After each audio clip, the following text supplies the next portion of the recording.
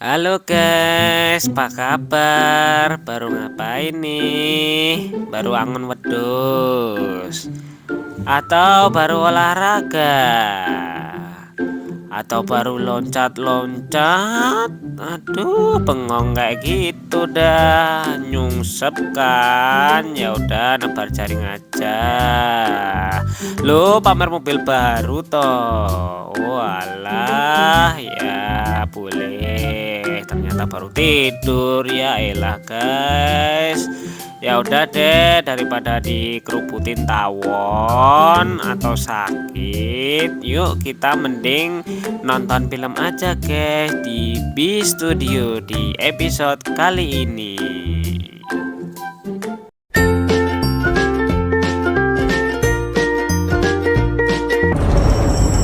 Di awal film kita diperlihatkan dengan seorang pria yang buru-buru masuk mobil. Yang terlihat di sana pria tersebut nampak sangat ketakutan. Lalu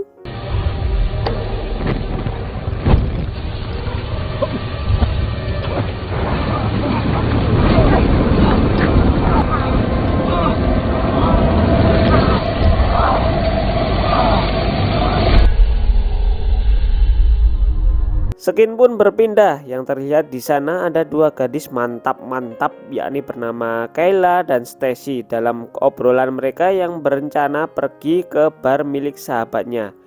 Dan singkat cerita, mereka pun pergi ke sebuah bar milik temannya yang bernama Blank. Sambil mengobrol santai, kemudian datanglah teman lama yang bernama Trish. Entah apa yang terjadi pada mereka dulu, tapi Stacy merasa tidak senang dengan kedatangan Trish. Hingga Trish memperlihatkan foto dan memberitahu Kayla seorang napi bernama Taylor yang telah dibebaskan. Entah dari mana informasi ini, yang saya juga bingung. Taylor adalah pelaku tindak kejahatan suka cokli di depan umum guys. Yang intinya dulu Taylor sempat mantap-mantap dengan Kayla, dan karena perbuatan itu Taylor harus kena penjara guys. Kayla yang masih trauma dengan apa yang telah dialami dulu terlihat ketakutan mendengar kabar kalau Taylor telah bebas. Oleh karena itu Kayla mengajak teman-temannya untuk pergi dari kota tersebut untuk sementara waktu dan sekalian berlibur. Setelah bermusyawarah panjang kali lebar, akhirnya mereka pun setuju dengan ide Kayla tersebut. Dan di pagi hari yang cerah, 4 gadis mantap jiwa bahenal mulai meninggalkan kota tersebut dan menuju sebuah desa Mabon Lodeh, yakni desa kecil di pinggir kota yang memiliki penginapan yang indah-indah lah guys. Dan tiba-tiba mereka berhenti karena ada pria asing yang membutuhkan tumpangan. Pria tersebut lalu nebeng ke mobil guys, dan disitu ngobrol-ngobrol sambil modusin cewek-cewek bahenol itu. Dalam obrolan tersebut bahwa dia adalah si Bolang dan berniat pergi untuk menghadiri acara festival di desa Mabon. Setelah mengantar si Bolang yang diketahui bernama Vini ke sebuah losmennya, gadis-gadis itu melanjutkan perjalanan hingga sampailah mereka di sebuah penginapan yang disambut ramah oleh pemiliknya yang bernama Jack sang pendiam. How do we get through the gate? Thanks. Good chat.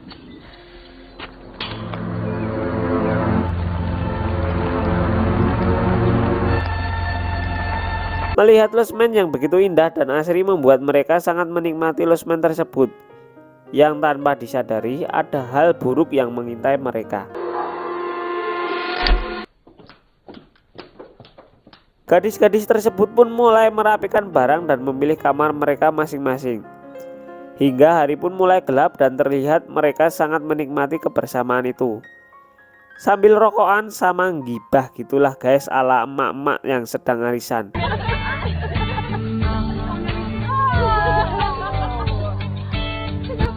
Naked. Me.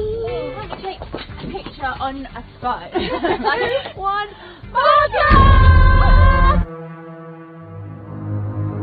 Dan keseruan terhenti setelah Vini datang dan dia bilang ingin menghadiri festival yang tak sengaja mampir ke losmen tersebut. Lalu Vini pun berniat untuk mengajak mereka ikut bersamanya. Kayla dan kawan-kawan pun menerima ajakan Vini dengan gembira. Dan Skin pun berpindah ketika telah beberapa saat berjalan, akhirnya mereka sampai di acara tersebut.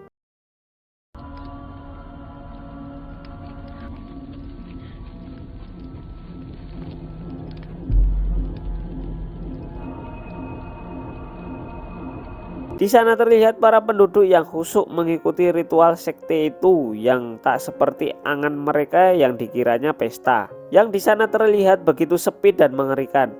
Let her take our fears for the coming seasons.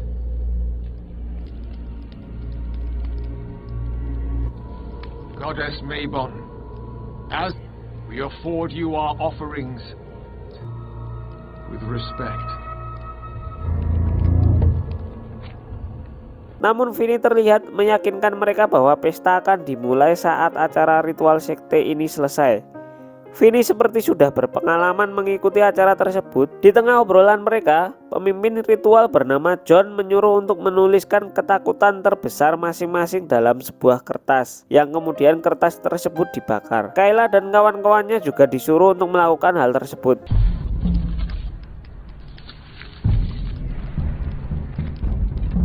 Kemudian John pun menyayat tangan dan memasukkan saus kecapnya ke dalam kendi untuk menandai para warga yang hadir dalam acara tersebut. Lalu setelah ritual itu selesai, pesta pun dimulai. Asik-asik dos.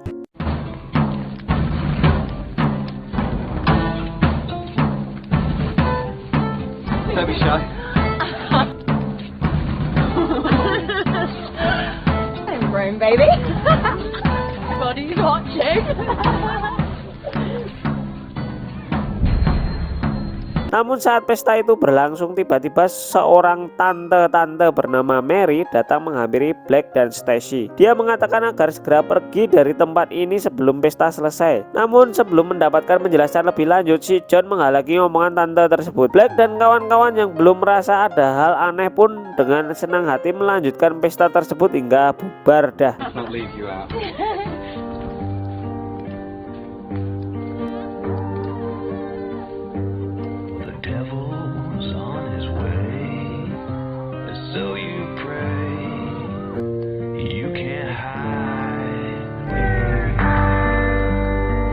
Saat pesta itu bubar, 4 gadis yang sedang sange itu pun kembali ke losmen untuk beristirahat. Namun Black yang baru gerah malah berniat mau renang dulu guys, asoy dah.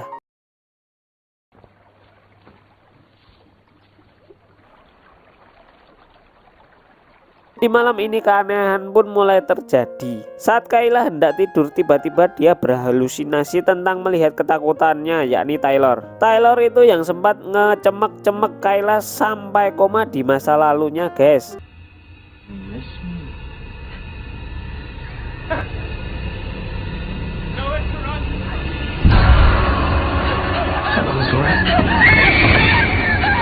Untung saja Stacy datang dan segera menyadarkan Kayla. Tak hanya itu, si Black yang masih berada di kolam renang tiba-tiba melihat seekor anjing besar yang seperti mau menerkamnya. Tentu saja hal itu membuat Black sangat ketakutan sampai-sampai kelelep di kolam guys.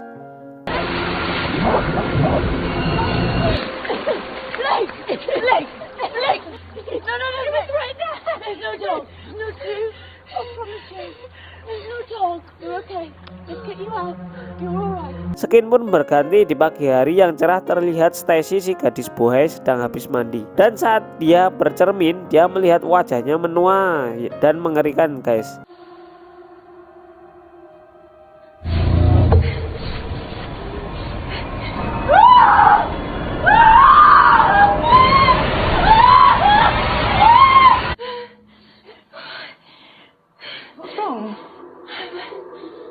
Tentu saja hal tersebut membuatnya histeris dan Kayla pun datang menyadarkannya. Bersama dengan hal itu terlihat Trace yang sedang lari pagi melintas di tempat ritual semalam. Di sana dia melihat patung Dewi Mabon yang terbuat dari rerumputan. Trace yang penasaran pun mendekati patung tersebut, namun tiba-tiba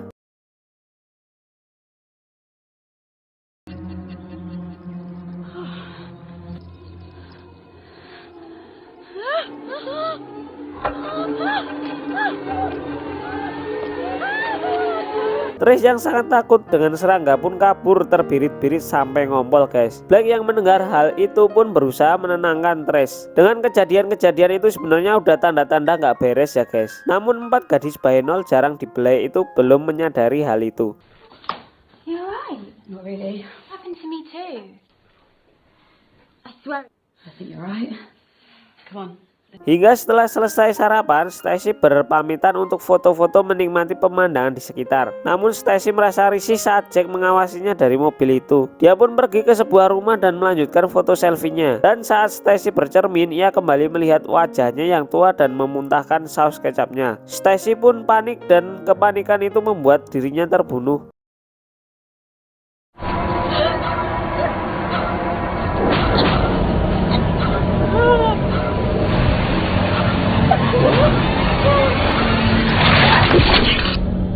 Kayla dan kawan-kawan yang saat itu sadar Stacy tak pulang-pulang pun langsung mencarinya. Namun di luar terlihat sepi, sunyi dan mereka memutuskan untuk memeriksa rumah sampingnya. Dan tiba-tiba We're looking for our friend. Jack pun keluar dan melarang mereka agar tidak memasuki rumah itu dengan berbagai alasan. Jack di sini dengan sengaja menyembunyikan mayat Stacy tersebut. Dan apakah Jack ada kaitannya dengan ritual kematian itu? The creepy creepers wasn't much help. The only place we haven't checked is the forest clearing. I think it's... Penasaran ya? Yuk lanjut. Kayla dan kawan-kawan yang tak melihat Stacy pun mengira bahwa mungkin Stacy hanya mencari angin di luar. Dan Kayla dan Trace pun pergi ke dalam hutan untuk mencari Stacy. Namun Black tidak ikut. Dia beralasan untuk menjaga losmennya itu guys. Hari pun berlalu begitu cepat. Black yang di rumah sendirian keluar untuk cari angin sambil rokokan guys. Namun tiba-tiba ia melihat patung Dewi Mabon dari kejauhan. Black yang penasaran pun mendekati patung tersebut dan mengira itu hanya prank dari teman-temannya. Hingga tiba-tiba anjing besar kembali datang dan mengejar Black.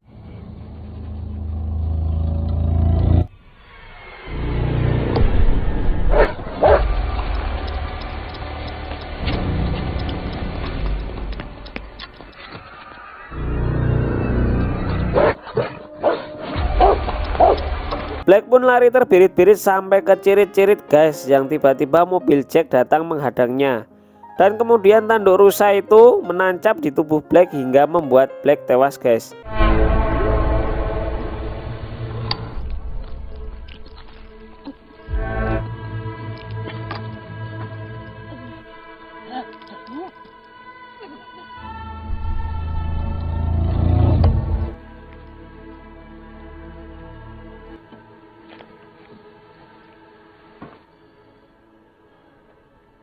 Di sisi lain, Kayla dan Trace yang terus melakukan pencarian di hutan tiba-tiba merasa ada yang mengikutinya. Yang ternyata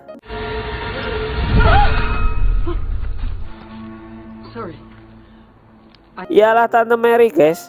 Dan niat Tante Mary itu yakni memperingatkan Kayla dan Trace untuk segera pergi dari sini. Karena kalau tidak, mereka akan ditumbalkan untuk sesembahan Dewi Mabon. Dia juga memberitahu bahwa halusinasi ketakutan mereka adalah perbuatan dari Dewi Mabon. Tante Mary juga memberitahu agar mereka tidak berpisah karena kekuatan persahabatan mereka dapat mengalahkan pengaruh Dewi Mabon. Mendengar hal itu, Kayla dan Trace pun segera kembali ke losmennya untuk menemui Black. Namun sialnya Black sudah tidak ada di tempat itu.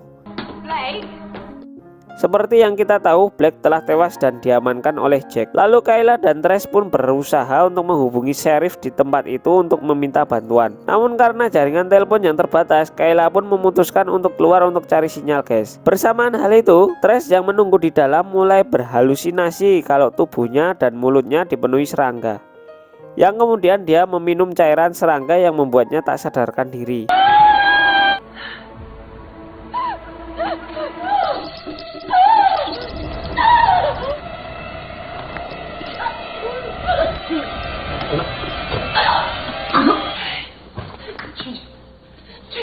Kayla yang menyadari Trace kejet-kejet berusaha masuk dan benar saja ia menemukan Kayla tak sadarkan diri. Dengan tertatih-tatih, Kayla membopong Trace membawanya ke mobil untuk segera meninggalkan tempat itu. Namun perjalanan mereka terhenti saat para warga menghadang jalan mereka.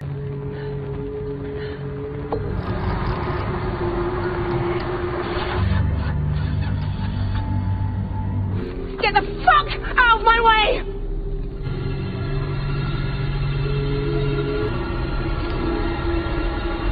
Dan di adegan ini kita jadi paham bahwa Vinny adalah penduduk lokal desa Mabon. Dan bisa kita simpulkan bahwa Jack menyewakan losmennya agar menarik para turis untuk datang ke desa tersebut. yakni agar bisa menjadikan turis tersebut sebagai tumbal untuk Dewi Mabon. Di sana Kayla juga mulai berhalusinasi tentang ketakutannya kepada Taylor yang datang untuk membunuhnya. Namun Kayla tak menyerah dan dia bisa mengalahkan kekuatan Dewi Mabon tersebut.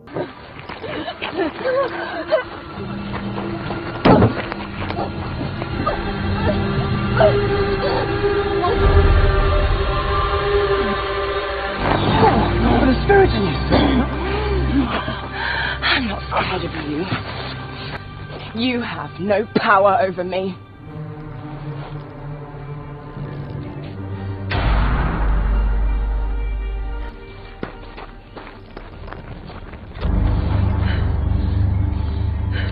Bitch.